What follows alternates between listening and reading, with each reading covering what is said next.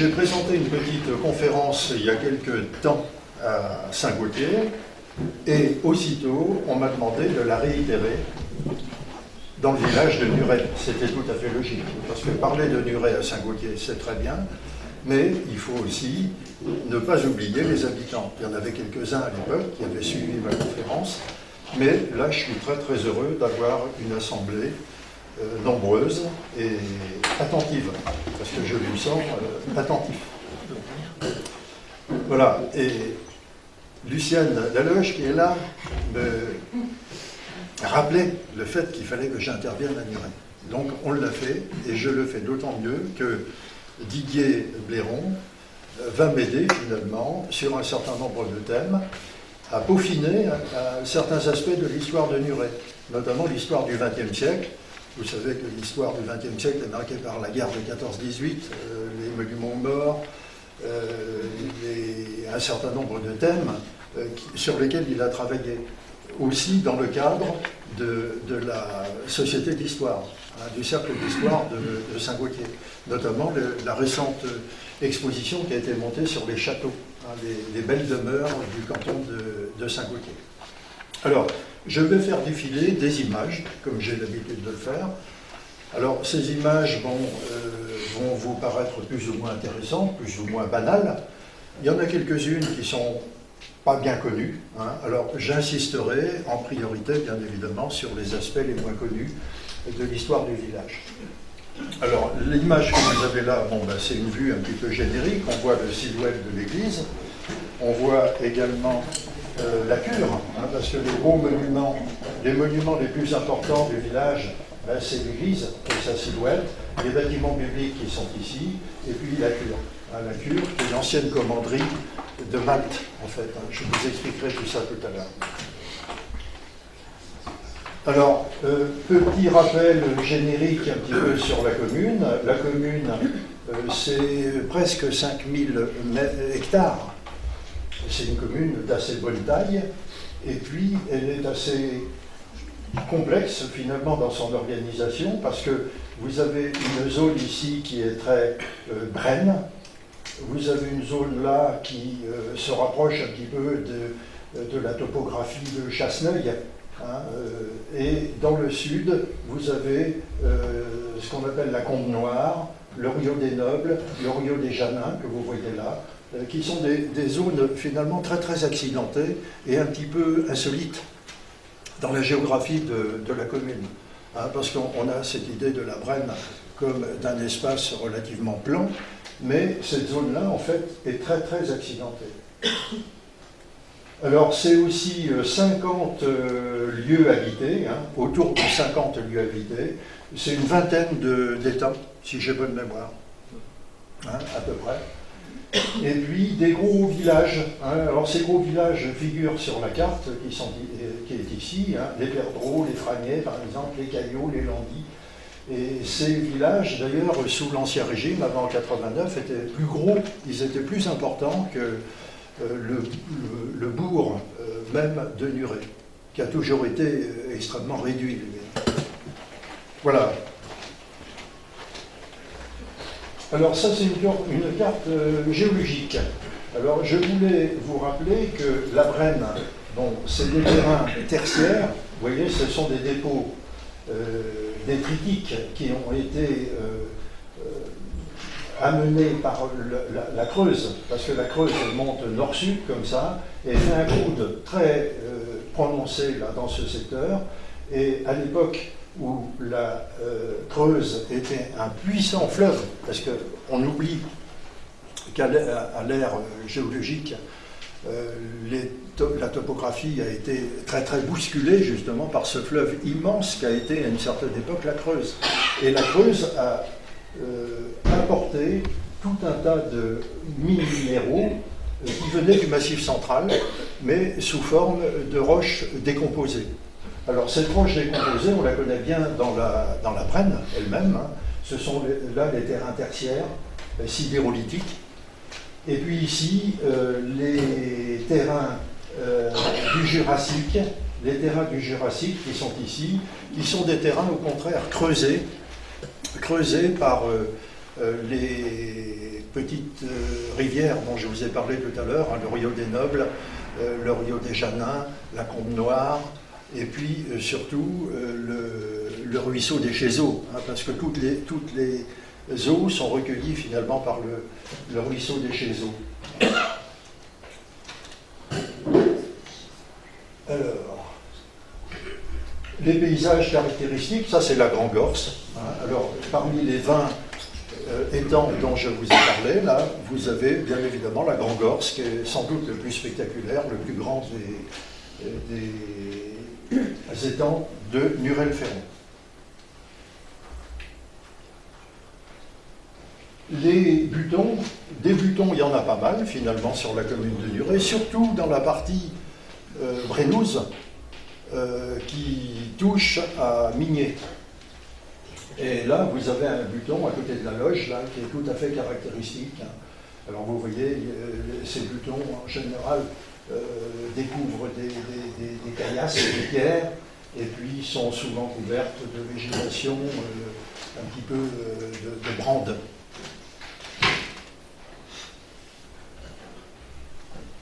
À côté de la ferme de la Loge, vous avez également des affleurements rocheux. Vous voyez ces affleurements rocheux qui sont tout à fait caractéristiques là, des paysages de la Brenne.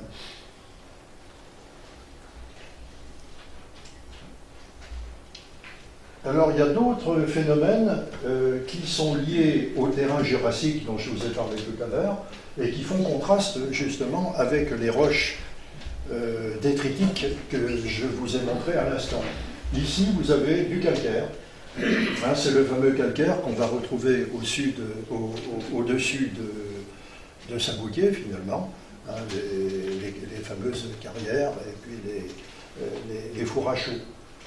Alors cette configuration-là montre bien une topographie très très accidentée, comme vous le constatez.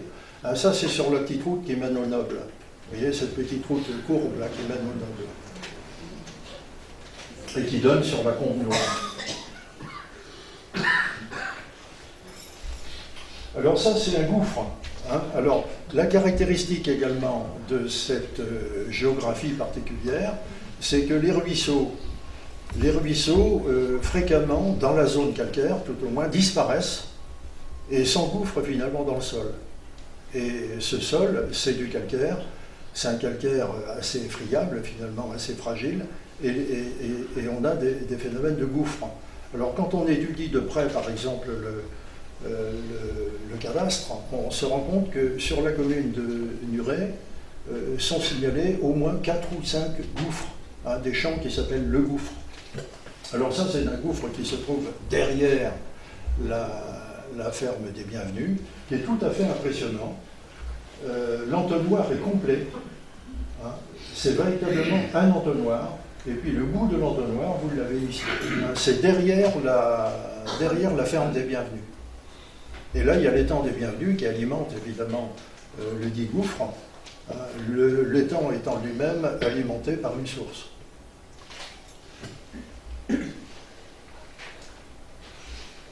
Voilà la pierre Arine. Hein. La pierre Arine, c'est une roche justement assez de grande taille qui a été bougée par les flots quand la Creuse était très puissante et puis qu'elle baladait comme ça d'énormes rochers. C'est pas un dolmen. Alors cette pierre Arine, elle est à côté de la Grenouillère. Alors je voulais rappeler également que les explorations que j'ai faites à Muret, il y a quelque temps, je les ai faites grâce à un certain nombre de personnes. Hein, je voulais rappeler un petit peu leur nom. Je vois là-bas Jean-Louis Perraguin, qui m'a beaucoup guidé, beaucoup baladé finalement dans la commune de Nuret. Mon cousin Roger Désiré également, qui m'a promené. Lucienne, qui m'a beaucoup aidé aussi à mieux comprendre la topographie de la commune. Et puis Josiane Faudouet, qui m'a aidé également au Caillot. Ça a été précieux pour moi de faire des visites commentées, j'ai envie de dire, d'un certain nombre de hameaux de la commune. Alors ça, c'est à côté de la rue, il y a un curieux phénomène, un petit peu légendaire aussi, parce qu'il y a des légendes qui se créent évidemment sur ces pierres, c'est le bénitier. Le bénitier, c'est une pierre assez curieuse, bon, qui est enfouie actuellement, qui est très très difficile à observer parce qu'elle est complètement enfouie dans la végétation. Et cette pierre, elle a la particularité de ressembler en effet à un bénitier. Voilà. Vous voyez, bon, ça c'est un petit dessin rapide que j'avais fait il y a bien longtemps, que j'avais fait pour matérialiser un petit peu le lieu. On voit bien le creusement dans la partie droite, là, et puis une espèce de table qui se trouve à côté. Alors c'est des pierres quand même d'assez bonne taille. Et ce bénitier, bon, il y a des légendes qui tournent autour. À côté de la pierre bure, également, à côté de la pierre bure, se trouve ce qu'on considérait plus exactement au XIXe siècle comme une espèce de cromlech. Vous savez, un cromlech, c'est une réunion de pierres en cercle qui peut entourer éventuellement un dolmen. Et les pierres qui sont là, qui sont rejetées un petit peu en bordure de champ à l'heure actuelle, passent pour les vestiges justement d'un cromlech. Alors c'est vous dire que la préhistoire a laissé quelques traces aussi à travers la toponymie. La pierre bure, par exemple, ça désigne très très fréquemment des dolmens ou des menhirs, plus généralement d'ailleurs des menhirs. Alors, on a trouvé aussi sur le territoire de la commune des haches. Alors, vous voyez cette hache néolithique là, qui fait partie d'une petite collection d'ailleurs de Jacques Torset, mon cousin, et c'est lui qui m'a fait ces photos là, des haches qu'il possède dans sa petite collection. Hache qui avait été trouvée d'ailleurs par un de mes cousins aussi, Roger Ménet, qui, en se baladant lui dans les champs, du côté de la rue, là, entre la rue et les Bienvenus, a repéré ces haches. Vous voyez ? Alors j'avais demandé quelques renseignements à Gérard Coulon les concernant. Il m'a dit que cette hache était sans doute locale. Par contre, celle-là, il m'a dit qu'elle était sans doute d'origine, c'est une hache verte. Et ça, on n'a pas trop ça dans le coin. C'est sans doute une hache qui vient de Bretagne et qui a été colportée parce qu'on s'échangeait, si vous voulez, à une certaine époque, ce type de matériaux, d'objets, avait une valeur d'échange. La voie romaine de Saint-Gaultier, d'Argenton, plus exactement d'Argentomégus, Saint-Marcel, qui monte vers Levroux, passe à Muret, en bordure de la commune. Alors vous voyez, ça c'est une carte qui a été faite à la demande de Gérard Coulon, justement, et passe à côté des bois communaux, les Moreaux. Alors là, on est déjà dans la commune voisine, mais les Glandiers, cette petite ferme, cette petite métairie disparue d'ailleurs, était tout à fait en bordure de la voie romaine. Elle a laissé des traces, cette voie romaine. Ça, c'est une photo qui a été faite aussi par la petite équipe de Gérard Coulon. On voit très très bien le tracé de la voie romaine. Vous voyez, à travers les champs. Alors ça, c'est à côté du grand bois de Muret-le-Ferron. Les ferriers, je voulais vous en parler aussi, parce que Muret-le-Ferron, en fait, l'appellation Muret, on la connaît depuis 1190.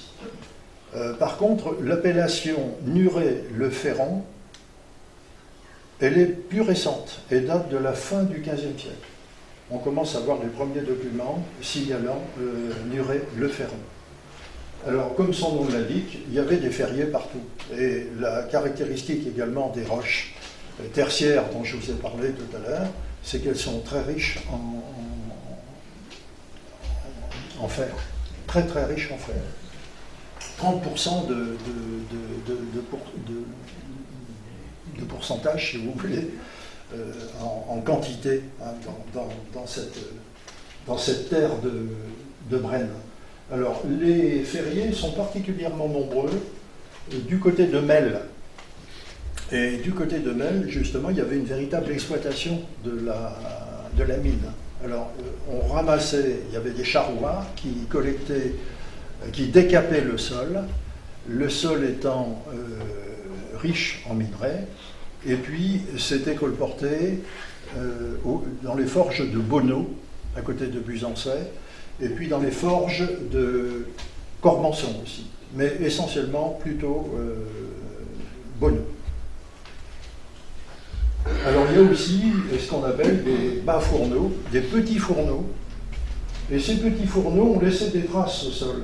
On les voit bien dans certains secteurs de la commune, on les repère aussi sur les cartes, les vues aériennes Google, sur votre ordinateur, si vous regardez les cartes, on repère un certain nombre de ferriers de ce type. Voilà le principe des bas fourneaux, il y en avait, on le sait. Alors ça, c'était de la production locale, là c'était l'agriculteur, finalement, le cultivateur qui forgeait, tant bien que mal, un certain nombre d'outils, qui pouvait restaurer également un certain nombre d'outils. C'était pas du tout, évidemment, à l'échelle industrielle, c'était des équipements qui étaient de petite taille, mais qui permettaient quand même une petite production de métallurgie. Voilà ce que ça donne quand on se promène dans les zones noires que je vous ai signalées là tout à l'heure. Eh bien, on trouve des débris de l'équier, on trouve de la roche encore. Vous voyez, ça allait rentrer dans la combustion, j'ai envie de dire, et produire le métal.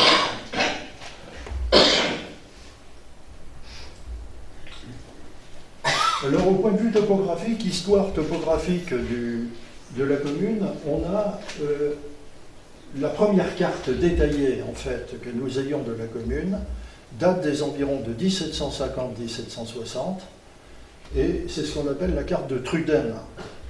Truden avait demandé à ce qu'on fasse une cartographie générale des principales routes de France. Et puis on a commencé par chance, parce que l'entreprise n'a pas été achevée, mais on a travaillé presque en priorité dans le Berry. Alors ça nous vaut des cartes tout à fait remarquables. Je vous en montre une là, qui concerne Nuret, tout simplement parce que la route actuelle, Luan, La Pérouille, Nuret et Loidic, beaucoup plus loin, était une route importante à l'époque. C'était une voirie qui avait une certaine importance, d'où la demande de Truden d'en faire une cartographie.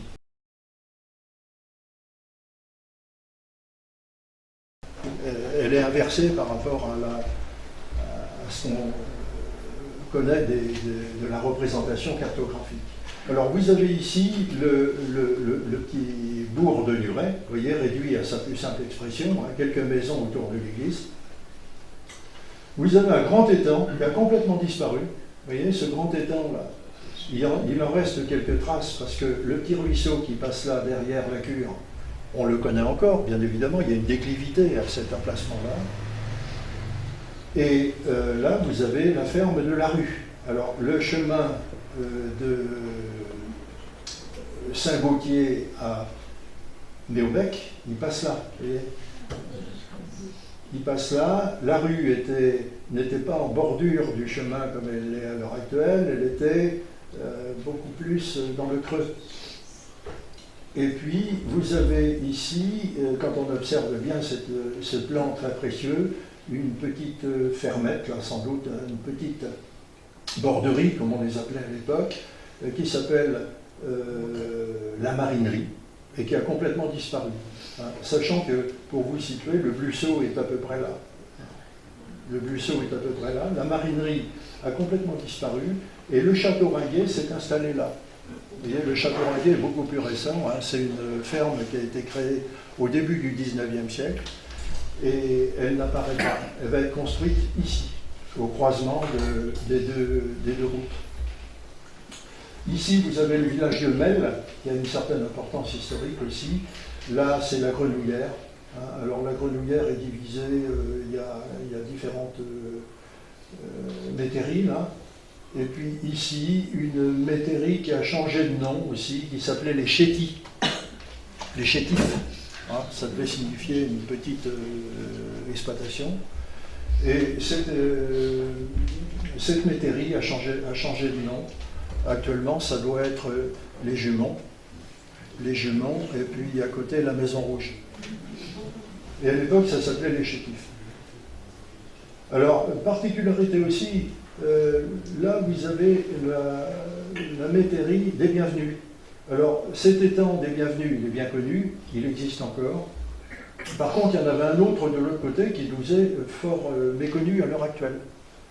Vous voyez, l'intérêt de ce plan, là, c'est de montrer des éléments topographiques disparus.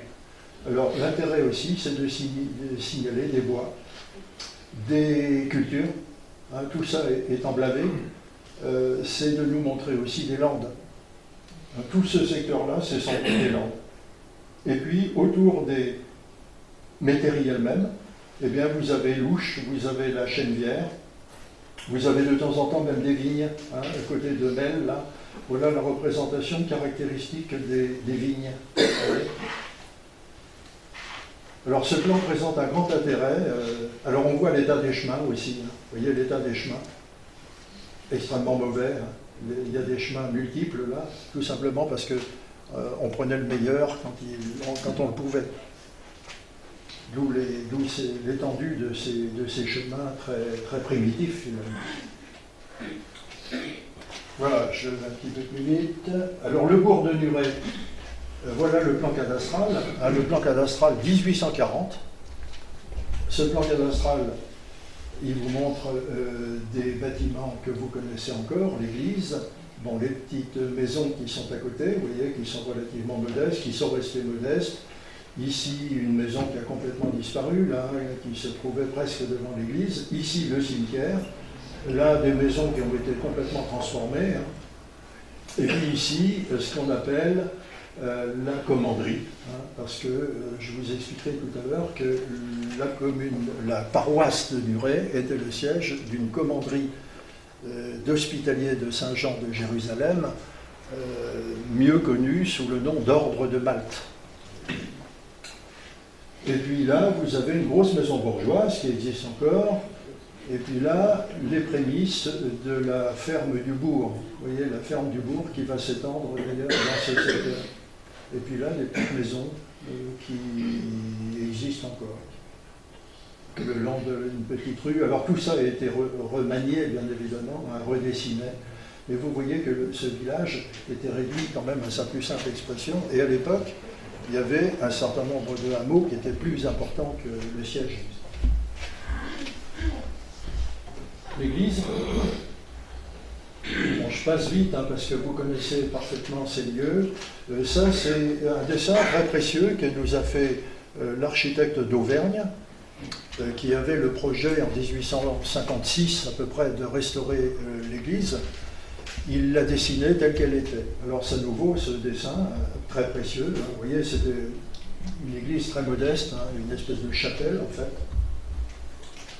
avec un portail que nous avons la chance d'avoir conservé, et puis ici un petit clocher qui était en bois, en essente de bois. Hein. Il était couvert de tuiles en bois. Alors ce portail, vous le connaissez par cœur, donc je ne vous le commande pas. 13e siècle, il est d'ailleurs très soigné, hein, il présente un grand intérêt. C'est pour ça que cette église, on vous a parlé tout à l'heure de l'action de la Fondation de France, là. Je crois que cette église, il faut quand même la protéger et puis la réparer, hein, autant que faire se peut. Voilà les détails des chapiteaux, hein, les chapiteaux accrochés, comme on les appelle, typiques du XIIIe. Un Christ ancien. Un tableau assez curieux, ce Saint Jean-Baptiste-là a été peint par un peintre dans les années 1850, par un peintre de Busancais, d'origine alsacienne, il s'appelait Villac. Et particularité de ce peintre, il était sourd-muet. Et il peignait, il passait son temps à peindre et il a orné pas mal d'églises dans la région. Le chemin de croix date de 1867. C'est un chemin de croix qui a dû être acquis à Paris peut-être, hein, parce que ces chemins de croix étaient vendus en kit, j'ai envie de dire, dans le quartier Saint-Sulpice à Paris. Il est douteux qu'il ait été fait sur place.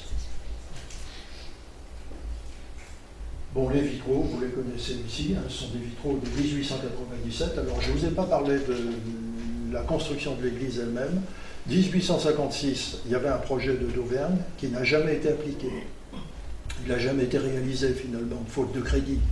Et il faut attendre l'extrême fin du 19e siècle, les années 1895, pour qu'on restaure l'église. Et on la reconstruit là presque complètement. Et on garde par chance le portail. Mais cette église date des années 1895 à 1902 par là. Alors les vitraux, 1897, ils ont été fabriqués par un maître verrier qui s'appelle Florence à Tours. Au point de vue de la géographie féodale d'Ancien Régime, hein, on est avant 1789. Alors, à cette période, vous le savez, la géographie, l'administration, la géographie fiscale, la géographie juridique est très complexe.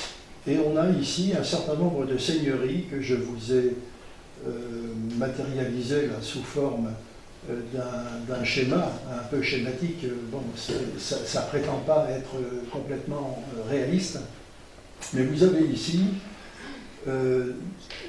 la coutume du Poitou qui s'applique dans ce secteur. Vous savez que le blanc, par exemple, était moitié en Berry, il y avait le blanc en Berry et le blanc en Poitou.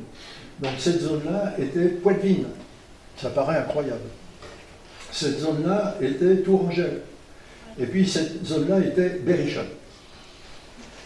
Et dans la partie berrichonne, ben, il y avait une puissante seigneurie qui était la seigneurie d'Argenton, hein, qui dominait un petit peu tout le secteur. Et la seigneurie de Corps qui se trouvait là dépendait d'ailleurs d'Argenton. Alors ici, vous avez une petite zone, une petite enclave qui s'appelle Murel-Ferron. Et cette zone était une commanderie d'Hospitaliers de Saint-Jean. Depuis le XIIIe siècle, tout de suite, on avait fondé une église, hein, puis cette église, elle a été donnée, on ne sait pas bien dans quelles circonstances d'ailleurs, elle a été donnée aux hospitaliers. Alors les hospitaliers, c'était un ordre chevalier, un petit peu comme les Templiers, si vous voulez, et qui possédait des terres assez considérables, et qui avait hérité d'ailleurs des terres templières. C'est ce qui fait d'ailleurs que les hospitaliers de Saint-Jean étaient bien représentés dans la Brenne. Alors la maison, la commanderie mère était à Lureuil, et là vous aviez une fille de Lureuil qui était la commanderie de Murel-Ferron. Vous voyez, ça dépendait de Lureuil qui se trouve ici. Et puis il y avait d'autres commanderies secondaires au Blanc, dans un certain nombre de petits hameaux de ce secteur. La Méobec possédait tout cet ensemble. Vous aviez aussi le Blison. Hein. Le Blison, c'était une commanderie de Templiers à l'origine, le Blison. Le Blison, c'était Templier, vous voyez, la croix de Malte, là. Ça a été repris ensuite par les chevaliers de Malte. Saint-Gauthier, Rivarennes, une seigneurie aussi assez puissante, la Tour. Et puis là, le Blanc en Berry, d'autres seigneuries, ça c'est Argenton, hein, qui était très puissant à l'époque. Voilà. Alors la commanderie, la voilà. La commanderie, la voilà. Vous voyez le dragon portail, vous voyez ici le bâtiment qu'on appelle la cure, parce que après ça abritait le curé, bien évidemment, au XIXe siècle, mais avant la Révolution de 89, on appelait ce bâtiment la commanderie. Et puis en face, il y avait une grange limière. C'est dans cette grange que le commandeur, le représentant du commandeur de Mureuil, stockait les marchandises. Les marchandises, les impôts, les dîmes, qui étaient afférentes aux terres. Chaque agriculteur se devait de donner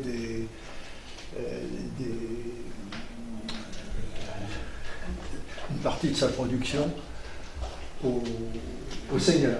C'est ça le principe de la féodalité. Voilà le portail qui existe encore, qui est intact, qui date du XVIIIe siècle. Il y a une date dessus, vous voyez, 1732. Voilà. Alors on n'a pas de photos anciennes, hein. Je lance aussi un appel, là j'en profite. Si vous avez des photos anciennes de la commune, donnez-les à Didier Blairon, qui va les scanner et qui va vous les rendre le plus rapidement possible. Mais on souhaite vraiment récupérer le maximum de photos anciennes, tout simplement parce que, vous voyez, de la commanderie, là, on n'a rien d'antérieur à 1955. Les premières photos que nous avons de la commanderie, alors il n'y a aucun photographe auteur de cartes postales qui, curieusement, s'est penché sur ce monument. Parce que, ne serait-ce que le portail méritait aussi une carte postale, si vous voulez. Eh bien, non, ça n'existe pas. Impossible de trouver une carte postale de la cure. Voilà, je vais un petit peu plus vite. Alors ça, c'est au moment de la restauration, vous voyez, Alors c'est devenu ensuite des logements. À partir de 1952, à ma connaissance, et ma tante Madeleine, qui est ici, a habité dans la cure, et j'ai passé des vacances chez elle, donc j'ai habité dans la cure aussi. Voilà, alors il y avait deux familles ici, hein, et c'était assez pittoresque, il y avait un beau jardin, il y avait des oiseaux, il y avait des... et avec mon cousin, eh ben, nous essayions à l'époque d'attraper des oiseaux, pour les libérer, hein, rassurez-vous.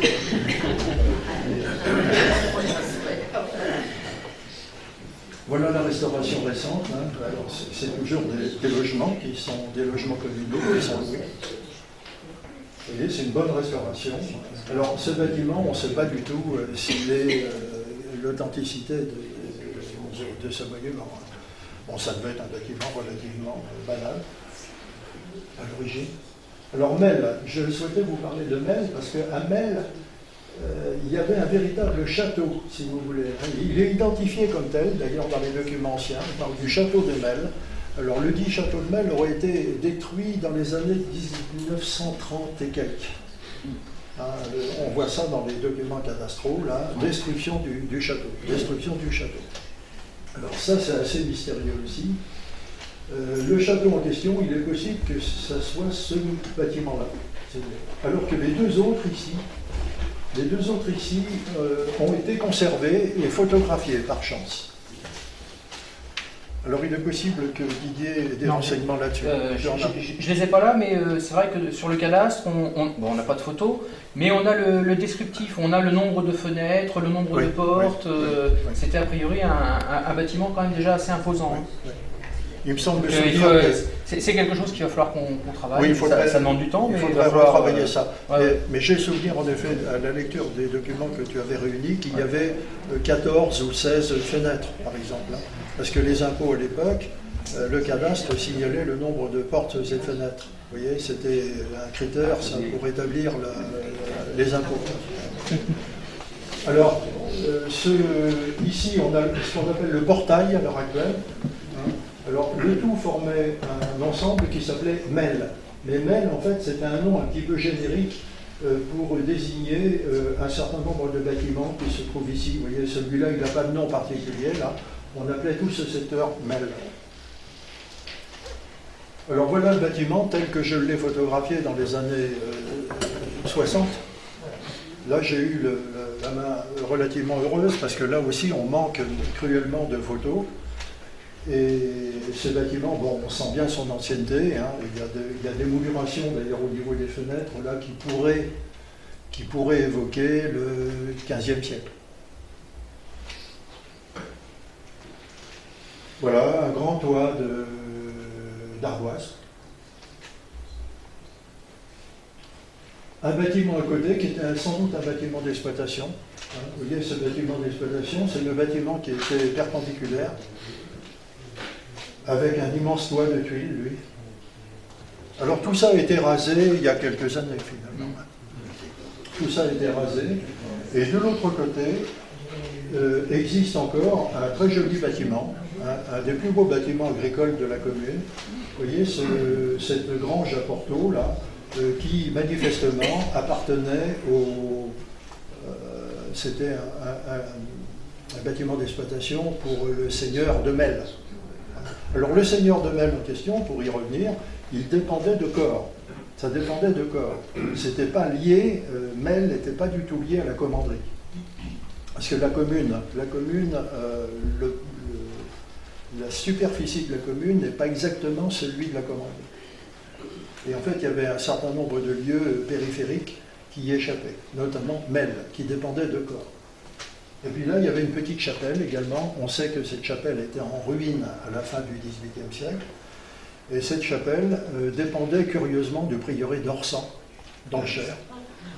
Et puis c'était des fontevristes qui l'avaient. C'était un prieuré fontevriste. C'est un petit peu étonnant. Un peu comme Longefond. Longefond et fontevriste, Fontevraud, hein. Et Mel également. Alors vous voyez la qualité de ce joli bâtiment là, qui mérite aussi d'être préservé avec une très belle charpente. Vous voyez la qualité de ce bâtiment. Alors il y avait de l'autre côté, au pavillon, il y a aussi un bâtiment ancien qu'on voit ici derrière, hein, sur cette carte postale. Un bâtiment du 19e siècle qui s'est greffé un petit peu dessus. Alors ça aussi, c'était une seigneurie, c'était un fief. Ce qu'on appelle un fief, c'est une seigneurie, hein, qui normalement est tenue par un noble. Et cette seigneurie dépendait d'Argentan. Alors vous avez constaté qu'elle est complètement à l'est de la commune, et là aussi on est dans les périphéries, un petit peu comme à Mel, et là ça dépendait d'Argentan. Alors ça a appartenu à Bidault des Chaumes, ça a appartenu à un certain nombre de notables. Fleury-Michon, oui, Fleury-Michon c'est au XXe siècle. Ouais. Et c'est très curieux parce qu'en effet, la fameuse entreprise Fleury-Michon a acquis cet ensemble des pavillons. Il faut dire aussi que c'est une magnifique terre qui fait 400 et quelques hectares. Et qui fait toujours 400 hectares. Et dans les actes de vente que Didier a retrouvés, la propriété fait déjà 400 hectares. Elles n'ont jamais été démembrées, ces propriétés-là. Alors ça peut aussi passer, hein, surtout la partie ancienne ici, comme une espèce de château, entre guillemets. La voilà dans son état actuel. Vous voyez, ça a été restauré, mais bon, l'enduit est un petit peu clair, mais la restauration est quand même assez exemplaire, la partie 19e et puis la partie la plus ancienne. Alors ça, c'est vu de l'autre côté. Hein.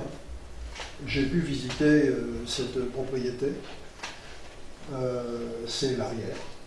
Et puis il y a des bâtiments agricoles qui se trouvent derrière. Alors sur les territoires, sur les 400 hectares dont je vous ai parlé là, il y a tout un tas de fermes. Il y avait 3 fermes au moins. Il y en a une qui s'appelle la Tuilerie des Brandes. Les Brandes. Alors il me semblait qu'il y avait deux domaines qui s'appelaient les Brandes. Et puis il y avait aussi les Glandiers. Les Glandiers, c'est sur la terre du pavillon. Alors vous voyez les Brandes. Les Brandes, c'est à l'abandon.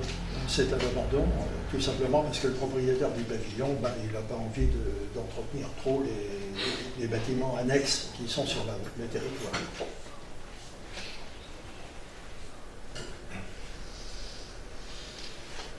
Les papiers terriers, je vous en ai parlé tout à l'heure. Nous connaissons bien l'état ancien de la commune, oui, on va parler commune maintenant, grâce à un certain nombre de documents terriers.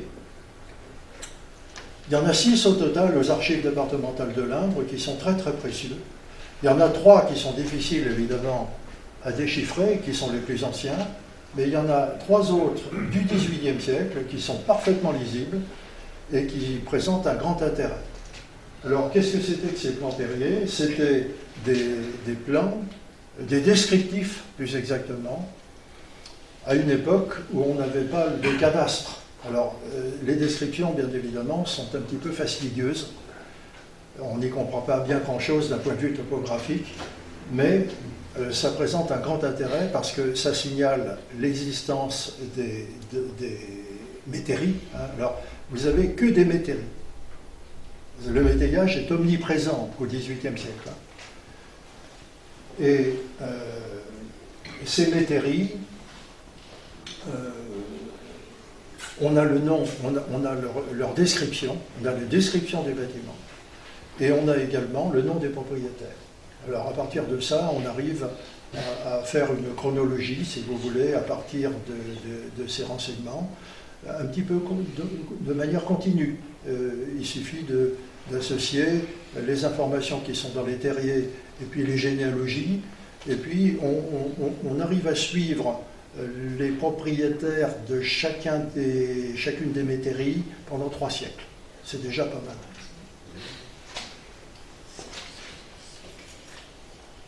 Alors vous voyez la superbe croix de Malte là, qui orne le terrier, là, hein, le registre du terrier. Voilà un très beau registre du terrier qui se trouve aux archives départementales. Vous voyez, terrier de Nuret, 1765. Alors celui-ci est particulièrement intéressant. Et il a été fait à la demande du commandeur de Lureuil. Hein, c'est Lureuil qui a commandité l'établissement du terrier. Alors à chaque fois qu'il y avait un nouveau commandeur, d'ailleurs, il faisait refaire un terrier. Voilà, j'ai un petit peu plus vite. Alors voyez comment ça se présente. Hein. Métairie appelée les bienvenus, 6 en la paroisse de Nuret, consistant en maison, avec un Z par exemple, de maison, grange, étable, le tout couvert de brandes, avec leur chaisolage, hein, c'est les abords immédiats de la ferme, un jardin de demi-boisselé, le dit jardin de 3 boisselets, et en bas de la guitouche, un journal et demi de pré, une chènevière, en tenant, voilà. Alors vous voyez, lire ça pendant 800 pages, parce que les terriers, évidemment, les terriers sont extrêmement détaillés. Ils sont extrêmement détaillés, d'ailleurs on se demande comment ils faisaient pour se repérer, tellement le descriptif est confus. Et on apprécie quand même l'invention du cadastre et de la carte. Parce que quand la carte est arrivée, on n'avait plus besoin de faire un descriptif aussi connu. Mais il faut attendre le début du XIXe siècle pour avoir des cadastres. Voilà. Ça, c'est la vente des biens nationaux. C'est Didier qui a trouvé ces documents-là. Alors, il y a une vingtaine de biens d'églises qui vont être vendus à partir de 1789 dans le cadre justement de la vente des biens nationaux. Alors ces biens appartiennent à la cure, appartiennent à la commanderie et appartiennent aussi au prieuré d'Orsan.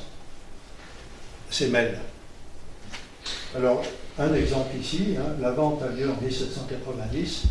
Vous voyez, un étang à Nuret, provenant de la commanderie du dit lieu, adjugé le 4 mai 1893, moyennant 325 francs, livres, payés en assignats. Hein, les fameux assignats, vous savez, qui avaient cours après la Révolution. Et l'acquéreur, c'est M. Bobier, vous voyez, M. Louis Bobier, qui a été un très grand propriétaire au XIXe siècle. Je vous parle maintenant des bâtiments communaux, rapidement. Le cimetière, vous le connaissez. la maison du garde champêtre, la bascule, des vues du 19e siècle que vous connaissez aussi parfaitement, ce sont des cartes postales. Il n'y en a pas beaucoup à Nuret, mais elles sont quand même assez caractéristiques, si vous voulez, avec de beaux alignements de végétaux à l'époque. Et puis la végétation un petit peu envahissante aussi. Il n'y avait pas de trottoir, mais de...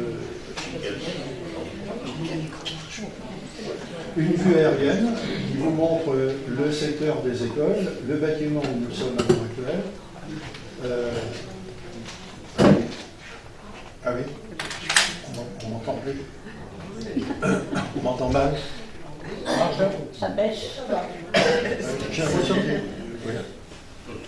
Est-ce que vous m'entendez? Oui, vous m'entendez. Bon, c'est parfait.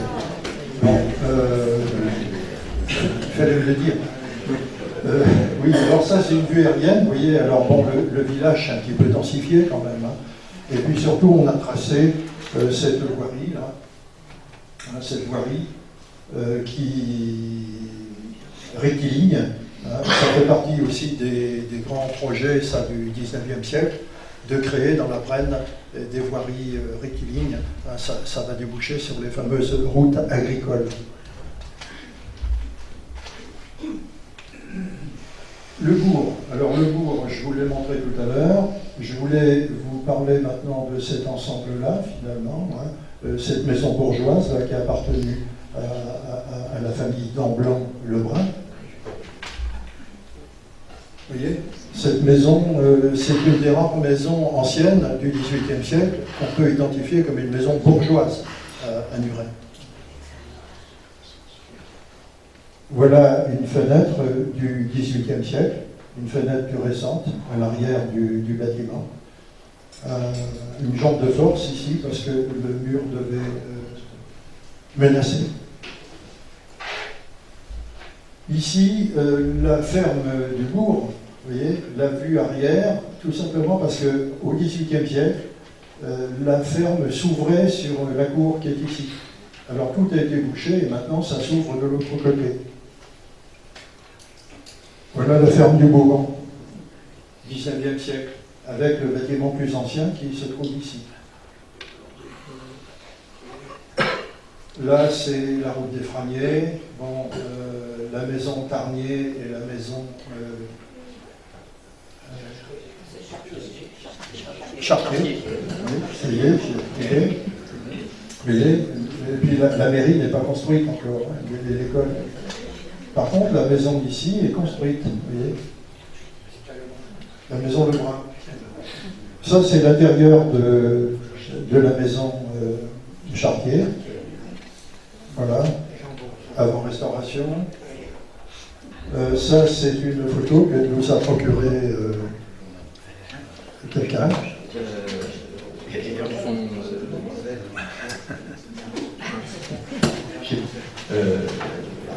perdu son nom. Il habite à Montbazon. Je t'ai joué bientôt. Oui, j'ai perdu son nom. C'est une photo que j'ai récupérée il n'y a pas très longtemps, qui m'a fait passer avec ce très bel objet. Donc la photo représente Marcel Chartier. Voilà, c'est Marcel Chartier. Donc la photo date a priori de 1930-1932 quand il était au service militaire. Hein. On voit bien les uniformes. Marcel, donc, qui a pris la suite de son père Paul en face de la mairie. Et l'outil, peut-être passer la vue suivante, on va le voir. Voilà donc l'outil et le plan un peu plus rapproché, puisque l'outil, vous allez voir ici, là, il y a une petite inscription. Voilà. Et voilà. Paul Chartier, à Nuret. Voilà, donc un très bel outil hein, qui vient de la maréchalerie en face la mairie. Donc voilà. Quelque chose qui parle. Ouais. La petite fille est présente. Bon, bah, c'est très bien. Et tout ça est très précieux, hein, bien évidemment. Alors, il faut les conserver, ces objets-là, parce que vraiment, c'est très évocateur, très évocateur de l'artisanat rural du 19e siècle et du 20e. Voilà la maison avant restauration. La maison restaurée, les maisons restaurées. Ici, un haut lieu de la vie locale, c'était Friquet, Roland, une célébrité dans le bourg. Roselyne est là, je l'ai vue tout à l'heure. Et toute l'animation en fait du village se tenait là chez Friquet.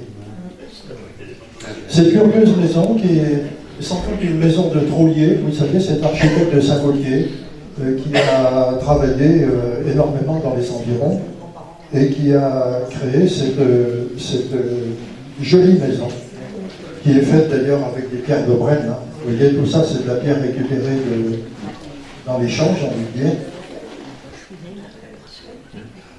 Voilà. Alors, je voulais évoquer également le petit manoir de la Loge, qui a été construit par l'architecte Trollier. Alors lui, on en est sûr, on a les plans. Voilà, il a été construit dans les années 1900, 1902, si j'ai bonne mémoire. 1900. 1900, oui. Didier vous montrera peut-être d'autres images tout à l'heure. Je ne vais pas insister trop là. Alors, cette jolie marquise là a été dessinée par Grelier, qui était le gendre, l'architecte qui était le gendre de Trollier, de l'architecte Trollier. Et puis, cette marquise a été fabriquée à Saint-Gaultier, à ma connaissance, hein, oui. par Poitrenaud. Je crois que c'est Poitrenaud. Oui, c'est ça. Voilà. Très, très joli travail de métallurgie. Voilà. Ça, c'est la très jolie petite ferme qui est à proximité de la loge et qui appartenait à la famille. Ça, c'est la loge, vous voyez. Il y a des bâtiments agricoles de grande qualité là, qui n'ont pas été trop retouchés et qui présentent un grand intérêt. Il faudrait enlever le poteau télégraphique qui dénote un petit peu, mais l'ensemble est très joli. Alors ça, c'est une ferme qui s'appelle la Brenne, si je peux le voir. Rectifier ainsi, parce que là, j'ai plus... Comment ?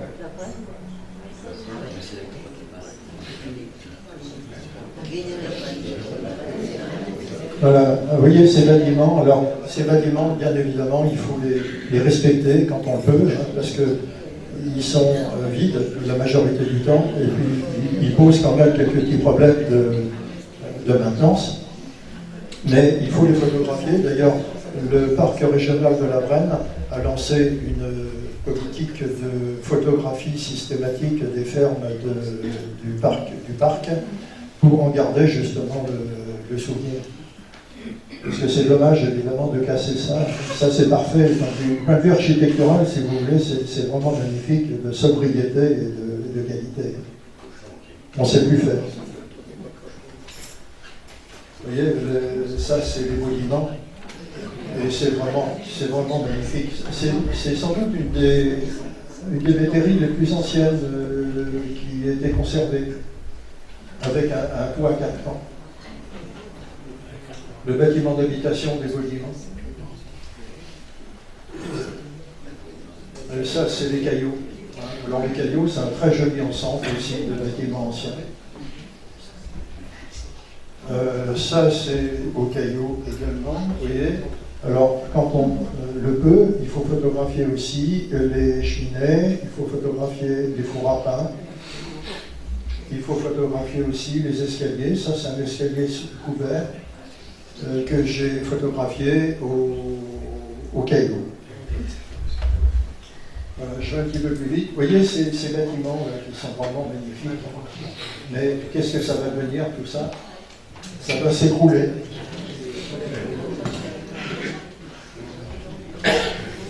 Voilà. Un bâtiment que vous connaissez peut-être pas parce qu'il est difficile d'accès, c'est Pied de Jeu. Un pied de jeu, il faut parcourir 3-4 km d'un chemin de terre là, pour essayer d'y aller. Et là, il y a des bâtiments aussi d'une grande qualité. Vous voyez, c'est des bâtiments assez impressionnants.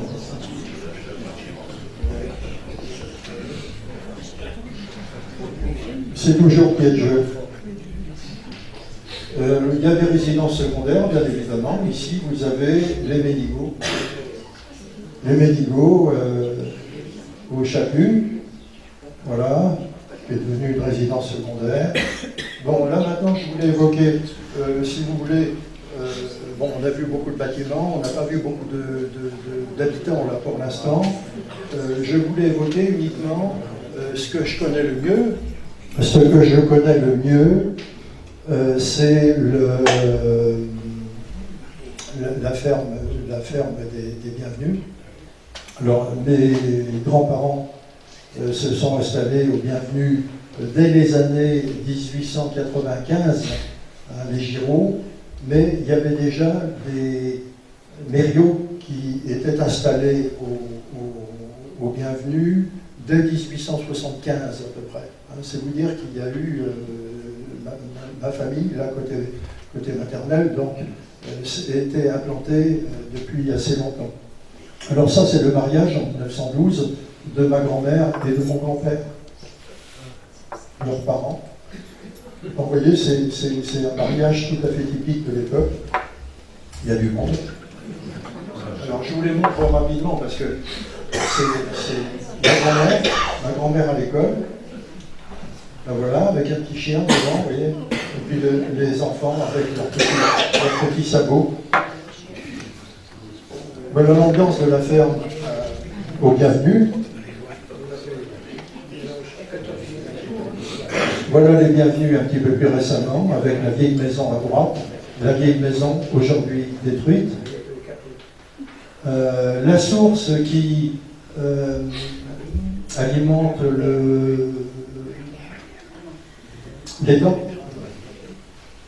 l'étang des Bienvenus.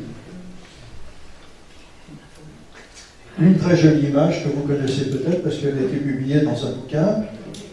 C'est l'étang des Bienvenus avec les vaches, avec un jeune gars là, qui gardait les vaches sans doute. Et puis ici, ma mère, ici Lulu que vous avez là, et puis Madeleine que vous avez là. Voilà, très, très jolie image. Alors, si vous avez l'équivalent dans vos collections, dans vos tiroirs, il faut les mettre de côté, vous les passez à Didier, il va faire des copies. Vous voyez Madeleine, vous voyez Lulu, vous voyez ma mère, ma cousine Gisèle, Madeleine, Solange, ma mère, ma grand-mère, ma grand-mère et ma cousine Gisèle. Ça, c'est une photo qui est assez précieuse parce que je n'ai pas évoqué la période de la guerre 39-45. Là, je l'évoque un petit peu rapidement. Ce sont des réfugiés qui sont ici. Vous voyez, toutes ces familles-là. Et Madeleine, que vous reconnaissez. Lulu. Mon grand-père qui se trouve là. Marcel, que vous avez connu. Et puis le photographe Rameau, hein, c'est bien ça, hein, le photographe M. Rameau. Alors M. Rameau, c'est une célébrité de Saint-Gaultier, vous voyez, et on le connaît mal là, en photo. Il a été photographié là. Et tous M. Barbu, là, et tous ces gens-là viennent du Nord ou de Belgique. Hein. Voilà une scène de la bourre qui est assez intéressante aussi, parce que vous avez mon oncle, avec les bœufs ou les vaches, même. Les bœufs quand même. Et puis ici, mon oncle Albert avec des chevaux. Voilà. Lulu. Voilà. C'est quoi ça? Voilà, j'ai